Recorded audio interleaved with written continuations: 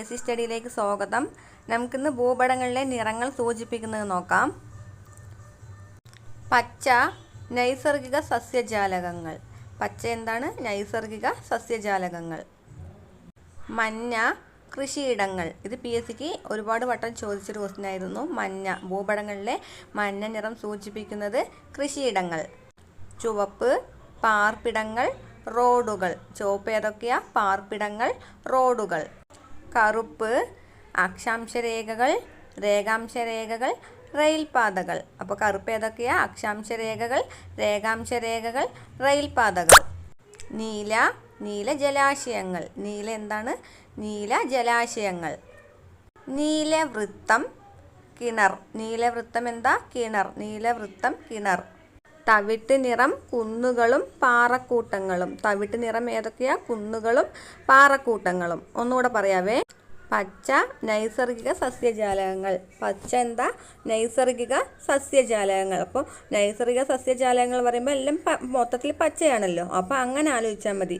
നൈസർഗിക സസ്യജാലകങ്ങളാണ് പച്ച. മഞ്ഞ കൃഷിയിടങ്ങൾ. അത് നമ്മൾ എന്താണ്? നെല്ല് കൃഷി ചെയ്ത് കഴിയുമ്പോൾ മഞ്ഞ കളറാകും. ഉണങ്ങിയ ഒരു രീതിയിൽ നമ്മൾ ആലോചിച്ചാൽ മതി. മഞ്ഞ കൃഷിയിടങ്ങൾ.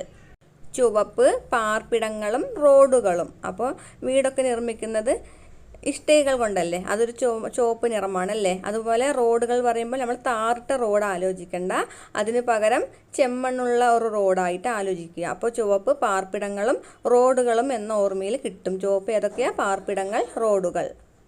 കറുപ്പ് അക്ഷാംശരേഖകൾ, രേഖാംശരേഖകൾ, റെയിൽപാതകൾ അല്ലേ? അപ്പോൾ വരകൾ വരയ്ക്കുന്നത് നമ്മൾ ബ്ലാക്ക് കളറിലാണെന്ന് വിചാരിക്കുക. അപ്പോൾ അക്ഷാംശരേഖ അല്ലേ? അക്ഷാംശരേഖയും രേഖാംശരേഖയും പിന്നെ റെയിൽപാതകളും അതും ബ്ലാക്കിലാണെന്ന് ആലോചിക്കുക. ബ്ലാക്ക് തന്നെ ഒരുവിധം അല്ലേ? തവിട്ട് പോലെ നിറത്തിൽ. അതിപ്പോൾ നമ്മൾ കറുപ്പ് അക്ഷാംശരേഖകൾ, രേഖാംശരേഖകൾ, റെയിൽപാതകൾ.